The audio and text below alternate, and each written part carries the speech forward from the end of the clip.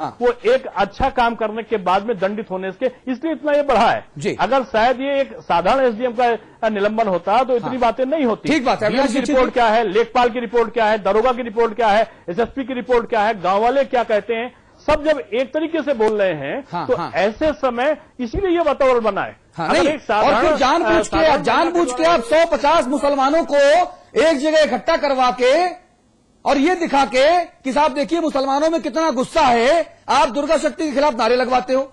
ये भी साजिश का हिस्सा था। अविनाश दीक्षित जी, ये भाजपा से मित्र हमारे कि अंकुश होना चाहिए।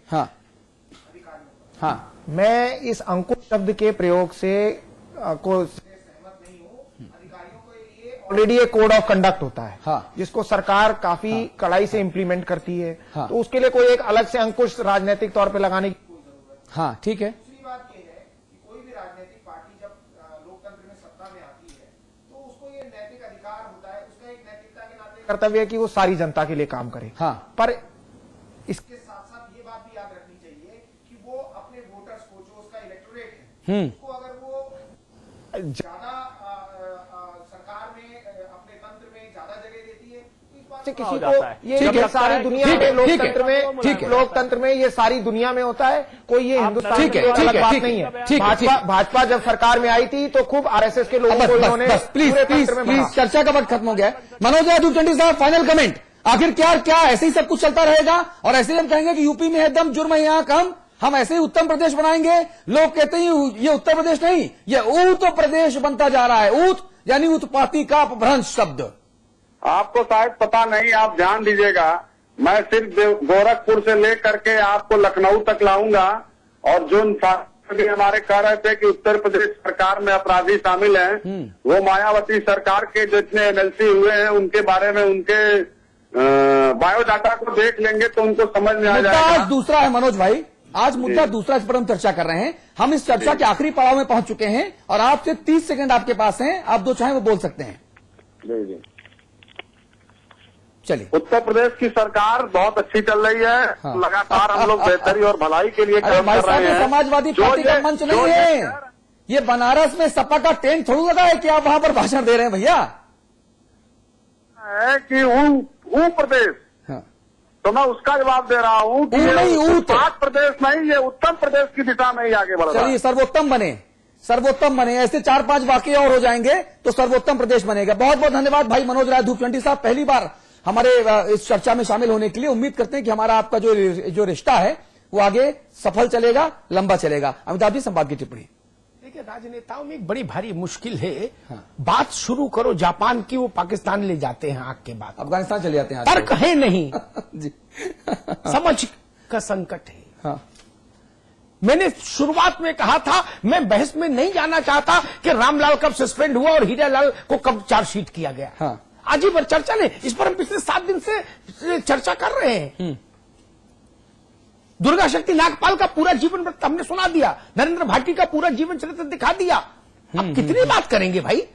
आज मूल विषय था कि इस बात की कल्पना कीजिए कि हिंदुस्तान के सारे राज्य एक दिन उठकर खड़े हो जाएं और कहें आईएएस हटाओ, आईपीएस भगाओ, तो क्या स्थिति होगी? देश चलेगा?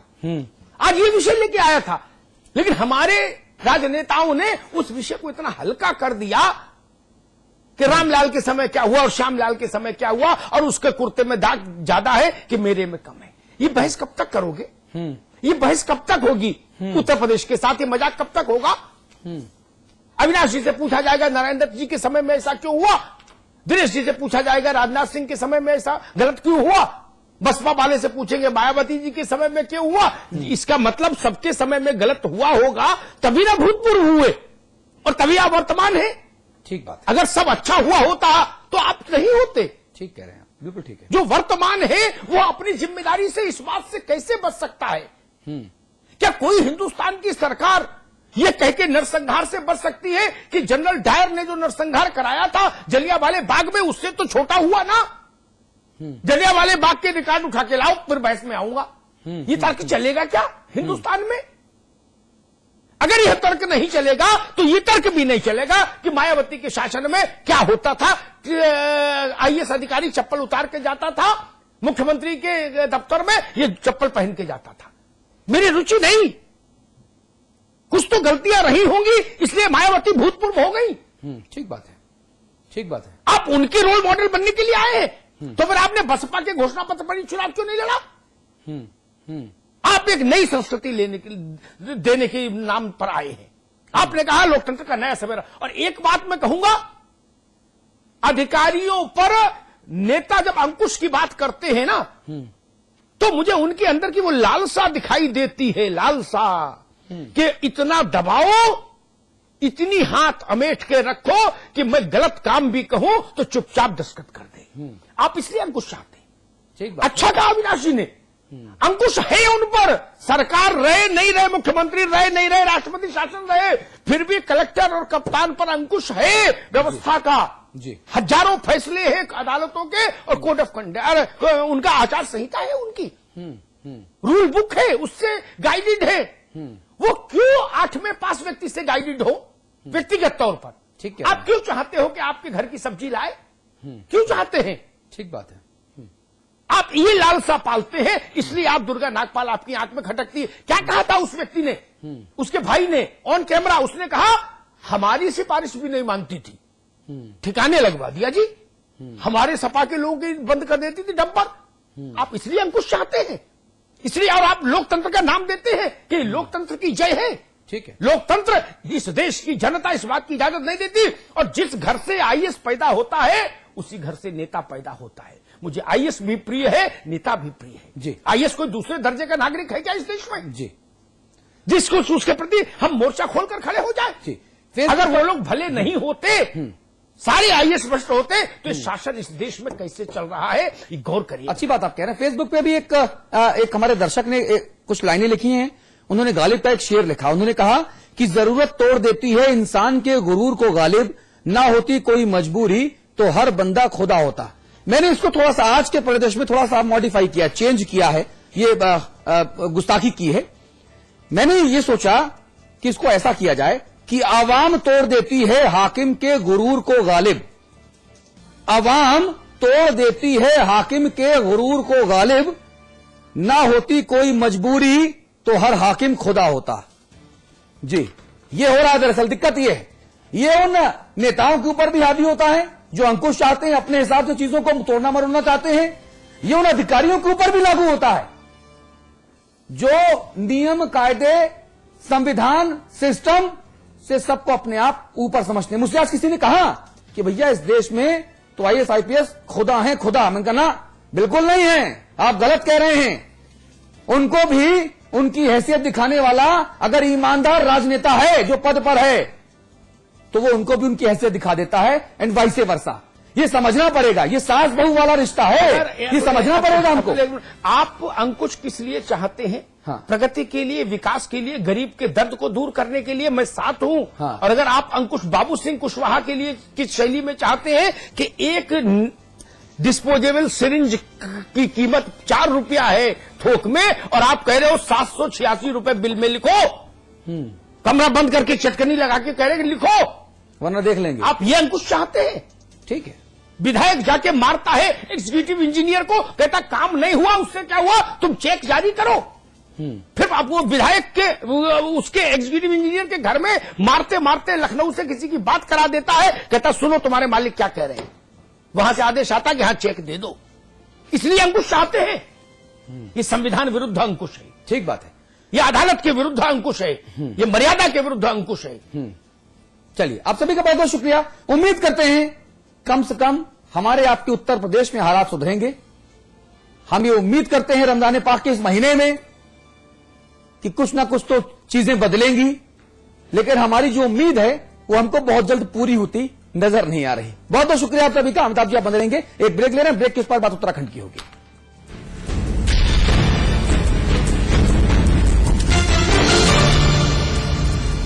सेल्फ डिफेंस का जुनून सवार है, स्ट्रेंथ के लिए यही देती हूँ। इस इंटेलिजेंट सुपरमैन को खीर बहुत पसंद है। हस्बैंड को ऑफिस में भी बिरयानी चाहिए। Kamboj proper diet, breakfast, lunch, dinner. Kamboj आजली क्या? Julie, my love, you're the love of my life. Julie! उंगली खुजली ने प्लान बनाया क्विकली और पाइप दबाया quietly. One sec. Hello.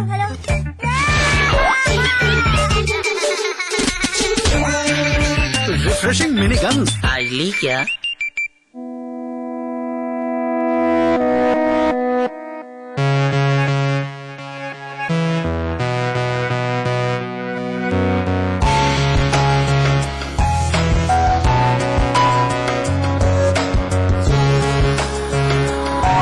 Supernova by Supertech. खोल दो इन खिड़कियों को, इन दरवाजों को, किसी को गुदगुदाओ, किसी को गोद उठाओ, गले मिलो, आंख मिलाओ, ताया ताई, मौसा मौसी, सबसे प्यार करो, रहो हमेशा पास पास। विराज कंस्ट्रक्शन प्रस्तुत करते हैं आपके शहर लखनऊ में फैजाबाद रोड पर संपूर्ण आवासीय योजना BVG ग्रीन सिटी। मात्र 20% जमा करके पाए अपने सपनों का घर। आज ही संपर्क करें 0522-309-3500। अब मेगा मॉल बनेगा, the biggest India ever seen. यहाँ स्टेडियम बनना चाहिए। चैरिटी के बारे में सोच रहे हैं? कभी तो ऐसा ख्वाब देखिए जिसमें हजारों ख्वाब शामिल हैं।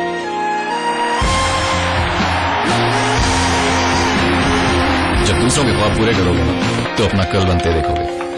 रजनीगंधा हिल में है दुनिया।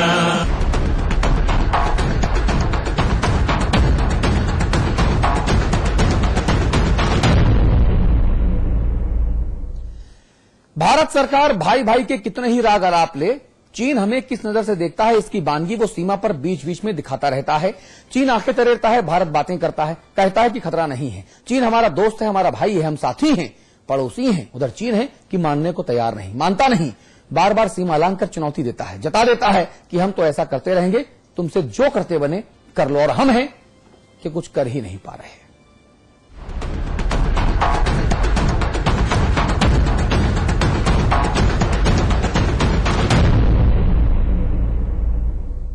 चलिए तो इस मुद्दे पर बातचीत करेंगे। हमारे साथ लखनऊ से ब्रिगेडियर अरुण वाजपेयी साहब हैं, आप रक्षा विशेषज्ञ हैं। हम आपको देहरादून लेकर चलेंगे। हमारे साथ major general retired BC Khanduri साहब हैं, आप उत्तराखंड के पूर्व मुख्यमंत्री हैं। अमिताभ जी को तो आप सब जानते ही हैं। खंडूरी साहब, आखिरकार हम क्या करते रहें? आपसे बेहतर इस मुद्दे पर बात करने वाला कोई हो नहीं सकता, क्योंकि आप पूर्व सैन्य अधिकारी भी हैं, आप पूर्व मुख्यमंत्री भी हैं जी। ये बेहतरीन कॉम्बिनेशन, और इस कॉम्बिनेशन की रोशनी में मैं जानना चाहता हूं कि हम आखिरकार क्या करें।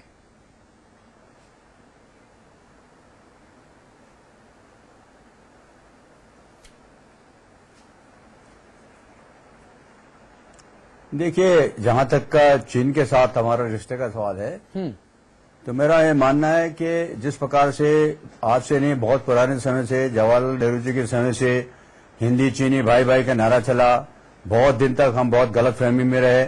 और अंततः करीब 59-60 के बाद हमको पता चलने लगा कि चीन क्या कर रहा है। और उसके बाद 62 का प्रकरण हुआ, और उसके बाद किस प्रकार का पूरे देश को अपमानित होना पड़ा, ये पूरी कहानी है। इन सबको ध्यान में रखकर हमको चीन के साथ अपनी एक ऐसी नीति बनानी चाहिए। हमें चीन के साथ या पाकिस्तान के साथ, और जो हमारे पड़ोसी देश हैं, सबके साथ दोस्ती करने की कोशिश करनी चाहिए। लेकिन ये संदेश बिल्कुल नहीं जाना चाहिए कि हम दोस्ती के नाम पर हम धोखाधड़ी सहेंगे, या हम अपना पीठ में छुरा भोंकने वाले काम करने देंगे। हमारे साथ, हमारी सीमाओं के साथ कोई छेड़छाड़ करेगा तो हम चुप रहेंगे। संदेश ये जाना चाहिए कि अगर हमारे साथ जरा भी छेड़छाड़ हुई तो हम सख्ती के साथ उसका मुकाबला करेंगे और उसका जवाब देंगे। इसके लिए हमें अपनी क्षमता तैयार करनी होगी और संदेश पूरे अपने पड़ोसी देशों को देना होगा। जी, आजाद हुए 66 वर्ष हो गए हमको। अब कितना वक्त और लगेगा अपनी क्षमता को डेवलप करने में, ताकि हमारे जो पड़ोसी हैं वो ये समझ लें कि हम सॉफ्ट स्टेट नहीं हैं? ये बड़ा हास्यास्पद सा सवाल है कि 66 वर्षों में हम ऐसी क्षमता डेवलप क्यों नहीं कर पाए भाई। पाकिस्तान देखो हमारे घर में घुसा हुआ है, श्रीलंका हमारे घर में घुसने को तैयार है, नेपाल जो ना करे भगवान मालिक है, चीन नेपाल के माध्यम से हमारे यहां घुसपैठ करता है, लद्दाख में कब्जा किया हुआ है, अरुणाचल को अपना बताता है, दौलत बेग ओल्डी में लाल रंग से सब लिख डालता है, झंडे झंडे गाड़ता है। मनमोहन सिंह जी कहते हैं सब ठीक है, हरीश रावत कहते हैं चीन अपना काम कर रहा है, हम अपना काम कर रहे हैं। अरे भाई, जब वो दिल्ली में आ जाएगा तब हम जागेंगे क्या? यहां पर ना, मैं खंडूड़ी जी से पूछा, खंडूड़ी जी जी।